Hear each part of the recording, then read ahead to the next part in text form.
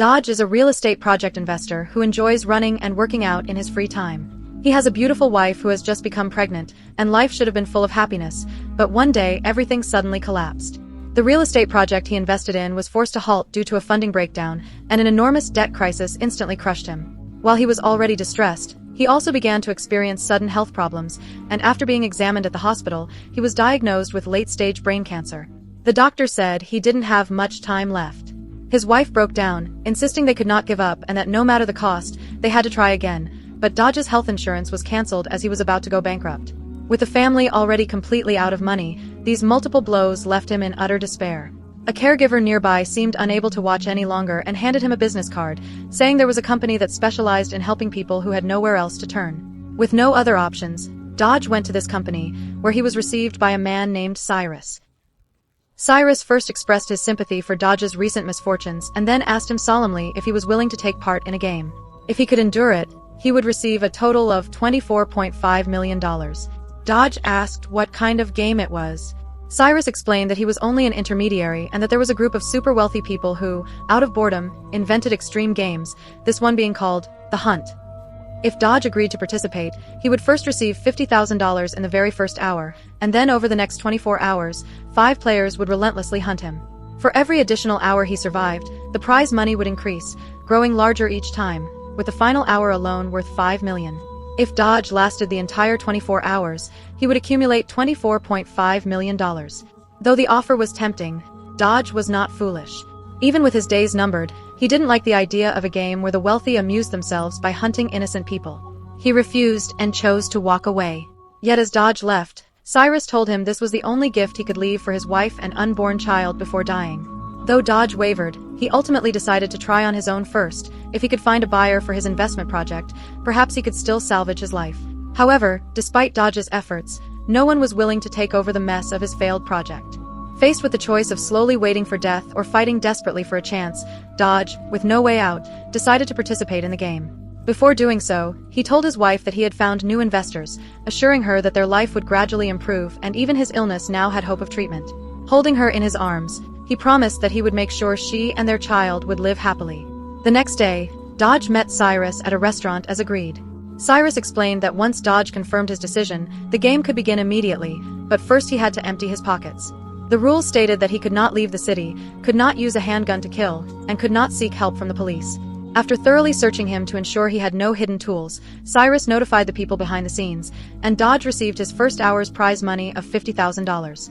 Cyrus emphasized that this amount would be his regardless of whether he survived or not. Dodge was also required to carry a phone with GPS tracking, which would reveal his location to the hunters once every hour. If he broke any rules, the hunt would never end. However, the hunters would not attack him in crowded public areas, since dealing with the consequences would be troublesome. Finally, Cyrus warned him not to trust anyone and reminded him never to let his guard down. By now, Dodge was visibly nervous, unsure who the 5 hunters were or where they might be. He anxiously looked around, asking when it would begin. As the game started, Dodge entered the grueling 24-hour survival hunt, knowing that anyone around him could be a hunter. He had to stay alert at all times and trust no one, so Dodge first boarded a bus, but before long a long-haired man came up to him and asked if he could sit down. Reluctantly, Dodge gave up his seat, but the man's briefcase immediately caught his attention and put him on edge. Just as the man was about to open it, Dodge bolted out of the bus, shouting for the driver to stop, and managed to escape. Meanwhile, his wife suddenly noticed that their bank account had an extra $50,000. Alarmed, she quickly called Dodge to ask what was going on, but his phone was in Cyrus's possession. As Dodge walked nervously down the street, he noticed a car not far behind him slowly tailing his every move. Already on edge, he panicked, convinced it was one of the hunters, and dashed across the road, only to stumble as a speeding car brushed past and nearly hit him. Thankfully, he wasn't seriously hurt, but Dodge knew that running was his only hope of survival. His every move, however, was being monitored, and the observer, known as the Glasses Man, reported to Cyrus that Dodge was so far the weakest participant they had ever seen. Eventually, Dodge reached a bustling commercial tower. Since the hunters couldn't make a move in front of large crowds, the more people around, the safer he might be. The building was crowded, and while it wasn't foolproof, it bought him some time. Still, the rules of the game required that he keep moving and not stay in one place for too long. Spotting an opportunity, he slipped into an elevator. Just as the doors were about to close, a hand reached in and forced them open, and a blond man stepped inside. Dodge's nerves tightened instantly as he studied the man, unsure if he was a hunter. The blonde seemed to size him up in the reflection, but when the elevator reached its floor, the man stepped out, and Dodge let out a sigh of relief, believing he wasn't a threat. Yet the moment Dodge exited on his floor and walked only a short distance, he suddenly felt a surge of murderous intent. It turned out the blonde man really was one of the hunters. The blonde man drew his weapon and charged after him, sending Dodge into a terrified sprint before he ducked into a restroom and crouched on top of a toilet inside one of the stalls. Moments later, the blonde hunter entered, certain he already had victory in his grasp. He casually walked over to the mirror, grooming himself as if his appearance mattered just as much as the kill. Once finished, he began calling out Dodge's name toward the stalls, then kicked each door open one by one until he finally found Dodge trembling inside. With a smug grin, the blonde man called Cyrus, complaining that this game was disappointing and that he hadn't expected it to be nearly over within the first hour. Cyrus first apologized to Dodge over the phone, then promised the blonde man he would be compensated later. Just as the hunter prepared to strike, Dodge slammed the stall door into him, knocking him down, and bolted from the restroom. The blonde man, rather than angered, seemed thrilled by the turn of events and quickly gave chase again. Before long, Dodge reached a car showroom, where his phone buzzed. He had survived another hour and received the second payout of $100,000. But there was no joy in his eyes. He finally understood how terrifying this game truly was. Not long after, a bearded man suddenly grabbed him, pressing a knife to his side and ordering him to behave, revealing himself as the second hunter. Unlike the blonde, he didn't want to make a scene in public, instead forcing Dodge toward a more secluded spot. But the blonde man wasn't willing to give up his prey so easily. The two hunters clashed over who would claim Dodge, and in the chaos, Dodge managed to break free and flee once more. He stumbled out into a stairwell, but in his panic, he tripped and fell. As he scrambled back to his feet, the blonde hunter appeared right in front of him. Dodge shoved desperately at the door behind him, only to find it locked. Was this where it all ended? Just as the blonde man closed in, a police officer suddenly appeared and demanded to know what was going on, noticing the blood on Dodge's face. Since one of the game's rules was that he couldn't seek help from the police, Dodge didn't reveal the truth, instead claiming they were friends and that his injuries were from a simple fall. Under the officer's watchful eye, Dodge calmly walked past, forcing the blonde man to hold back and watch as he left. This time Dodge boarded a subway train, and the pursuing blonde man could only hurl his weapon aside in frustration. Dodge met his gaze from inside the train, and the blonde responded with a casual wave, as if the game had become even more entertaining to him. The scene left the surrounding passengers uneasy, fearful of the blood-stained man they knew nothing about. After Dodge departed, the bearded hunter furiously confronted the blonde for interfering with his hunt, but the blonde clearly didn't care. Dodge made his way into a church and hid inside a confessional, barely able to catch his breath before the wooden partition slid open. A priest leaned in, asking what had happened, and Dodge, overwhelmed, began confessing his regrets and admitting he might not make it out alive. Meanwhile, Dodge's wife and his close friend Ray went to the bank, disturbed by the unexplained money transfers and Dodge's sudden disappearance. The bank could only confirm that deposits were being made every hour. Ray quickly pulled her away, warning that Dodge was in serious trouble and telling her not to touch the money until they understood what was going on. They decided to contact the police to investigate his disappearance. Back at the church, Dodge was preparing to leave, but the priest stopped him, asking where he planned to go. Dodge had avoided explaining his real situation, but after studying him, the priest dropped his facade. He revealed himself as the third hunter. Dodge tried to escape, only to find the exits locked. The priest, calm and deliberate, explained that he had once been an Oxford professor of behavioral studies, and that he knew exactly where to find people like Dodge. The priest explained that when people are afraid, they instinctively run toward familiar places. This time his guess had been right. He then grabbed a hammer and struck Dodge down, but just as he was about to finish him off, the weapon got stuck for a moment, giving Dodge the chance to fight back. Dodge managed to overpower the priest and lock him inside the room. Furious, the priest shouted that once he got out, he would easily track Dodge again because of his unique talent for pursuit. Then, seizing an opening, he jammed the hammer into Dodge's leg. With the priest still roaring behind him, Dodge had no choice but to limp away, clutching the hammer as he escaped. Meanwhile, the blonde man leaned casually against a car, checking in on the hunt and noticing that none of the other hunters had succeeded. For the first time, he admitted this prey might actually have some fight in him. With the next hour approaching, the hunters were about to get their brief window to lock onto Dodge's location. Smiling, the blonde man started his car and drove toward where Dodge was headed. At the same time, Dodge, after tending to his injured leg, came up with a plan. He slipped into stolen athletic gear, blending in with a crowd of similarly dressed runners who were pouring out onto the street. Hidden in the group, he would be far harder to spot. But when the blonde hunter saw this, the excitement on his face vanished, replaced with grim determination. He shouted Dodge's name and muttered that the prey was clever after all, then scanned the crowd from a nearby window, trying to catch sight of him. Unfortunately for Dodge, the store owner realized his jersey had been stolen and forced him to strip it off.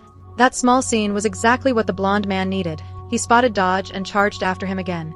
In desperation, Dodge quietly slipped into the trunk of a parked car. His move, however, was being monitored back at the control base. Cyrus noted that Dodge must have gotten into a vehicle but couldn't understand why the car was heading out of the city. Listening to the car owners talk, Dodge's heart sank. They were planning to drive back to their hometown. If he crossed the city limits, the game would never end. Forced into desperation, Dodge pounded wildly on the trunk until the car's owners heard the noise and pulled over. The moment the man opened it, Dodge sprang out, and to keep them from reporting him, he threatened the couple into handing over their phones, which he then hurled into the river before resuming his escape. Endless running had drained him completely, and for the first time he wondered if he could even survive until the end of the game. So he made a decision. He would go home and see his wife. Taking advantage of a distracted cab driver, he slipped behind the wheel and drove toward his house. But no matter how careful he had been, the chaos he caused left bystanders filing police reports one after another, though Cyrus managed to cover his tracks. When Dodge finally returned home and prepared to see his wife, the piercing roar of a motorcycle ripped through the street. Had the hunter caught up to him? Without hesitation, Dodge bolted for his car, realizing his home was no longer safe and fearing his wife would be dragged into danger. But the deafening noise had already alerted her, and she rushed out just in time to see her husband. As the two were briefly reunited, the hunter made his move. Using the momentum of the bike, he launched himself straight into the car and wrapped a steel wire around Dodge's neck. In the nick of time, Dodge slammed the accelerator and crashed the car against the roadside. Thanks to his seatbelt, he was unharmed, but the hunter was thrown to the ground. To his shock, Dodge realized it was the priest. He had tracked him all the way home. The priest taunted him cruelly, claiming Dodge would never have the guts to finish him and even mocking his wife. That was the last straw. Enraged beyond reason, Dodge finally struck back with deadly resolve, and just like that, the hunters were down to 4. After Dodge left, the glasses man cleaned up the scene and reported back to Cyrus, surprised that Dodge had managed to turn the tables and kill again. Still, as long as he didn't use a handgun, Dodge hadn't broken any rules. This time Dodge boarded a ship and asked a staff member where it was heading. When he learned it was still within the same city, he decided to stay on board and hide for a while. Inside, he saw a table full of food, and parched with thirst, he reached for some water, only to be stopped by a nearby waitress. He apologized, but the woman smirked and said the hunt always made people thirsty, then suddenly kicked him to the ground. She was the 4th hunter, and a skilled assassin at that. She overpowered Dodge with ease, and just as she was about to finish him, Dodge desperately shoved her into a nearby fire. Taking advantage of the chaos as her clothes caught flame, he fled to the top deck. The woman chased after him, asking how he was enjoying the game. Dodge replied he wasn't a fan. She coldly told him he'd better get used to it, because once the ship crossed the bridge into the next city, the game would never end. At the last moment, Dodge climbed beneath the bridge, but she pursued him relentlessly. Dangling under the structure, the woman attacked again, but Dodge kicked her off, sending her plunging. Watching through surveillance, Cyrus couldn't help but praise Dodge's performance. Yet Dodge himself was overcome with despair, knowing the next tracker signal would soon activate and another hunter would come for him. To his shock, it wasn't a hunter who appeared next but his best friend, Ray. Though afraid of dragging Ray into danger, Dodge had no choice. Ray insisted on taking him home, explaining he had spent the entire night searching, and this place was where Dodge often came when he was upset. As they spoke, another hunter appeared behind them, the blonde man, calmly chasing while listening to music. Not wanting Ray to be caught up in the fight, Dodge told him to slow the car, then hurled himself out. The blonde man followed in pursuit, and before Dodge could get far, he was struck from behind and knocked unconscious. When he woke up, several men were pointing weapons at him and began interrogating Dodge. They had found a phone on him and discovered a large amount of money in his account. By now Dodge had already received $15 million, which clearly piqued their interest. They wanted to know how he got it and if there was any chance he could share it with them. Dodge knew their intentions, so he told them a group of assassins was on their way and begged to be let go, but they just laughed, thinking he didn't understand his situation, and prepared to beat him up. Just then, there was a knock at the door. When one of them went to check, he was suddenly gunned down. Dodge seized the chance to run into the bathroom. As the door swung open, it turned out to be the long-haired man Dodge had seen earlier on the bus. While chaos broke out outside, Dodge tried to climb out the window, but a bearded man rushed toward him, quickly closing in. Dodge looked for something to defend himself with as the bearded man grinned smugly. At that moment, the long-haired man opened the door, and Dodge warned him not to use a gun. The man agreed and casually pulled out a stun baton, saying it might sting a little. Just then a gunshot rang out, and the long-haired man fell dead. One of the dying men had fired a final shot. Dodge narrowly survived again, and as he prepared to leave, he ran into the glasses man whose job was to clean up the mess, though this time the bodies were far too many. Meanwhile, Cyrus had tracked Dodge's location to a hospital. Because Dodge had been on the run for so long, he hadn't taken his brain tumor medication, yet he felt no effects, so he came to check his medical records. But after a woman searched the system, no records for Dodge were found, not even the 2 doctors he had mentioned existed. Realizing he had been set up, Dodge called Cyrus to confront him and threatened to report to the police, but Cyrus remained calm, saying he had already arranged for one of Dodge's close friends to take care of his wife, and urged him to keep playing. Dodge protested that his wife never agreed to the game, to which Cyrus casually replied, of course, but then asked who else would know Dodge's habits and daily routines, and who would know about his failed investments. He explained that with some money, he had easily convinced someone to help set the trap. Now, with only 90 minutes left, if Dodge could survive, the money would still be his. Though Dodge argued it was unfair, Cyrus simply said, "If you live until sunrise, you win." At that moment, Dodge hurriedly called his wife. He told her first that he wasn't sick at all, and then revealed that Ray was likely the one who had betrayed him. He urged her to leave immediately. Meanwhile, Ray was still casually asking where Dodge was, and the woman forced herself to stay calm, saying Dodge would be coming soon, but before that, she wanted to step outside for some fresh air. Ray stopped her, insisting it would be safer to wait for Dodge inside since there might be dangers outside. That was when the woman seemed to realize the truth. She asked Ray to fetch her some tea, and the moment he left, she seized the chance to escape. Once outside, she happened to run into the same policeman she had reported to earlier. The officer told her to follow him, but just then Dodge finally arrived, only to realize the policeman was also working for Cyrus. They threatened Dodge, saying he had to finish the game if he ever wanted to see his wife again. Filled with rage and guilt, Dodge could only watch as the car carrying her drove away. Determined to hold on until the end, Dodge entered a large factory and began setting traps. Meanwhile, the hunters, tracking him through his signal, closed in. Knowing they were competitors as well as predators, Dodge decided to take a gamble. As they rushed toward his position, the first to spot him was the bearded man. Dodge demanded to know where his wife was, but the man refused to answer. Dodge tried to force him to the other side of the factory, but the bearded man struck first, and the two engaged in a brutal fight. Fueled by anger, Dodge managed to subdue him using the factory's machinery. Just as Dodge prepared to face the next hunter, he stumbled and fell. A hand reached down, grabbing a weapon. It was Ray.